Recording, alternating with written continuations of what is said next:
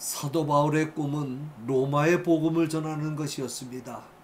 당시에 로마는 세계로 통하는 길이었기 때문에 로마의 복음을 전하는 일은 세계의 복음을 전하는 지름길이었기 때문입니다. 그래서 바울은 로마에 가서 복음을 전하고자 하는 간절한 소망을 가지고 기도하면서 여러 번 계획을 세웠습니다. 그런데 이상하게 그때마다 이런저런 이유로 계획이 자꾸 틀어지는 것입니다. 참 답답했습니다. 그런데 드디어 꿈이 이루어져서 바울은 로마로 갈 수 있게 됩니다. 그러나 선교사로 가는 것이 아니고 죄수의 몸으로 황제 앞에 재판을 받기 위해 연행되어 가게 됩니다. 바울은 예루살렘에서 전도하던 중 유대주의자들에 의해 백성을 미혹한다는 죄목으로 고소를 당했습니다. 그런데 재판이 너무 오래 2년간이나 계속되자 바울은 자신이 로마의 시민권을 가지고 있음을 들어 로마에 가서 황제 앞에서 재판을 받게 해달라고 상고했습니다. 그래서 바울은 로마로 호송되게 된 것입니다. 그런데 로마로 가던 중에 바울과 승객 276명을 실은 배가 지중해 상에서 큰 풍랑을 만나 파선합니다.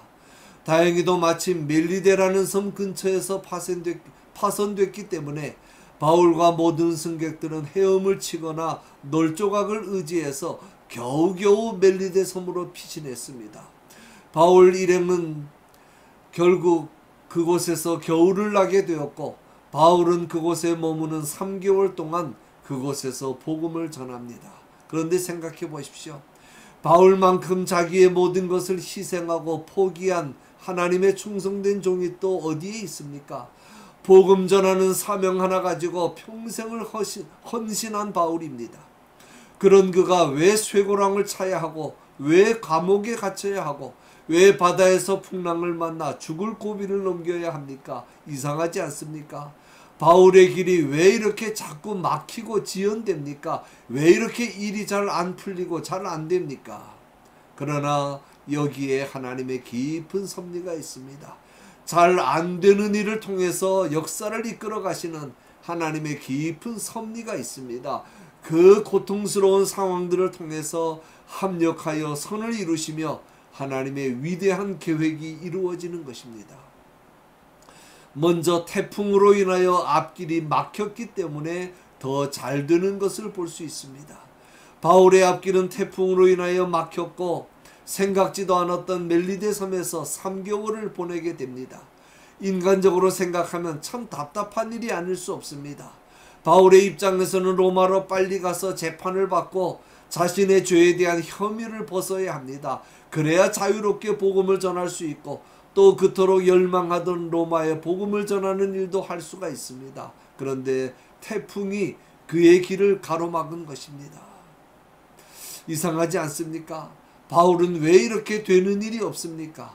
왜 이렇게 갈수록 점점 더 어려운 환경을 만납니까? 그러나 여기에 하나님의 깊은 섭리가 있었습니다. 바울이 만일 풍랑을 만나지 않고 그대로 로마로 향했다면 멜리데 섬은 복음을 접할 기회가 없었을 것입니다. 멜리데 섬은 오늘날 몰타라고 불리는 곳인데 지중해 한가운데 위치한 섬입니다. 지금도 이곳은 유럽과 아시아와 아프리카를 연결하는 항로상에 위치한 교통의 요충지입니다. 모든 배가 거쳐가는 아주 중요한 곳입니다. 교회사에도 보면 멜리데 섬은 지중해 섬들 중에 가장 먼저 복음화되어 아프리카 선교의 가교 역할을 한 곳입니다.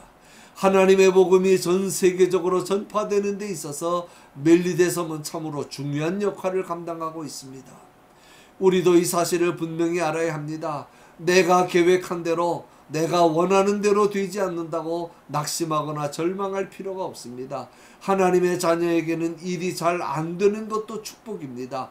더 좋은 길이 있음을 믿고 나를 향하신 하나님의 뜻을 찾아 현재에 충실하면서 하나님의 때를 기다려야 합니다. 다음은 추운 환경 때문에 더 잘 되는 것을 볼 수 있습니다. 바울 일행이 멜리데 섬에 도착했을 때는 비가 오는 차가운 날씨였습니다. 또한 계절적으로도 겨울철이었기 때문에 바닷물에 빠졌던 그들은 더욱 한기를 느꼈을 것입니다. 그 모습을 본 토인들이 나와서 불을 피우고 바울 일행을 영접했습니다. 그런데 바울이 불을 쬐고 있다가 나무를 한 묶음 안아서 불에 넣는 순간 독사가 나와서 바울의 손을 물고 매달렸습니다. 독사에게 물리면 죽는 것은 상식입니다. 그래서 원주민들이 그 광경을 보고 서로 말하되 진실로 이 사람은 살인한 자로다. 바다에서는 구조를 받았으나 공의가 그를 살지 못하게 함이로다 라고 말하며 죽기를 기다렸습니다. 공의는 헬라어로 정의의 여신이라는 뜻입니다. 멜리데 사람들은 죄인은 반드시 정의의 여신이 용서하지 않고 독사를 보내 죽인다고 생각하고 있었습니다. 그래서 그들은 바울의 손에 쇠사슬을 보고 바울을 흉악한 살인자로 생각하고 죽기를 기다린 것입니다. 그런데 한참을 기다려도 죽기는커녕 아무 이상이 없자 그들은 놀라 바울을 신으로 생각하고 두려워했습니다. 온몸이 젖어 불을 피워야만 했던 추운 날씨가 그리고 독사에게 물린 그 어렵고 고통스러운 상황이 결과적으로 바울의 복음전도 사역을 도와준 것입니다. 바울도 독사에게 물리는 순간 당황했을 것입니다. 그러나 시간이 지나면서 생각해보니 여기에 또한 하나님의 귀한 섭리가 있었습니다. 그러니 생각해 보십시오. 사람들이 바울이 전하는 복음을 얼마나 잘 받아들였겠습니까? 그래서 하나님은 바울에게 그런 고통의 과정을 주신 것입니다. 우리의 인생살이도 때로는 추운 환경에 놓일 때가 있습니다. 우리 주변에 숨어있는 독사와 같은 악한 자들의 공격을 받고 상처를 입을 때도 있습니다.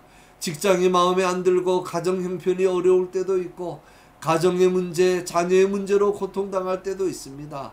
그러나 낙심하거나 원망하지 마십시오.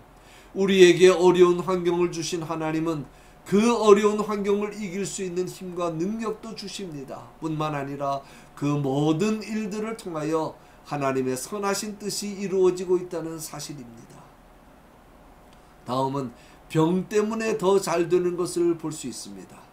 마침 그때 멜리데 섬의 추장 보블리오의 부친이 열병과 이질에 걸려 다 죽게 되었습니다.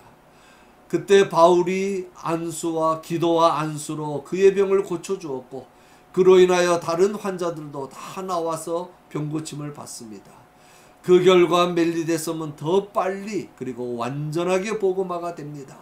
바울은 이곳에서 3개월만 머물러야 합니다. 그래서 하나님은 멜리데 섬의 사람들에게 여러 가지 질병들을 주시고 바울에게는 병 고치는 기적의 능력을 주셔서 행하게 하심으로 복음이 빨리 전파되게 하신 것입니다. 우리의 인생살이도 항상 건강하고 평안한 것은 아닙니다. 때로는 예기치 못한 질병으로 건강을 잃을 때가 있고 사업의 실패를 겪을 때도 있고 가정의 불화나 자녀들의 진학 문제나 직장 문제로 어려움을 겪을 때도 있습니다. 사도 바울 자신도 평생을 육체의 가시, 즉 질병을 가지고 살았습니다. 그 가시가 복음전도 사역에 너무 방해가 되었기에 바울은 그 가시를 없애달라고 주님께 3번이나 간절히 기도했지만 고침받지 못했습니다. 그러나 바울은 그 가시의 의미를 깨닫고 고백합니다.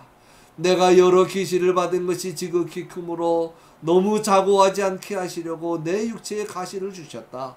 하나님의 능력은 약한 데서 온전해지는 것이다. 내가 약하기 때문에 하나님의 능력이 내게 머물렀다.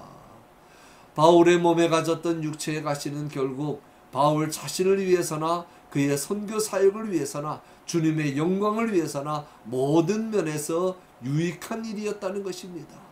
그러므로 건강이나 성공이 반드시 축복이 아니듯이 질병이나 실패도 반드시 불행이 아닙니다.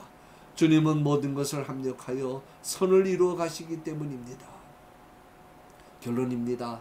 지금 이 순간에도 하나님의 귀한 계획과 섭리와 역사는 나를 통하여 이루어지고 있습니다.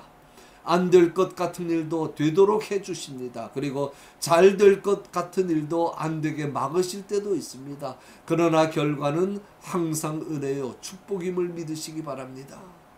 앞으로 어떤 일이 닥친다 할지라도 낙심하거나 실망하지 말고 끝까지 나를 붙들고 계신 주님의 사랑을 잊지 말고 기억하면서 우리의 생애가 하나님의 뜻과 하나님의 영광을 드러내는 일에 아름답게 쓰여지기를 간절히 소원합니다.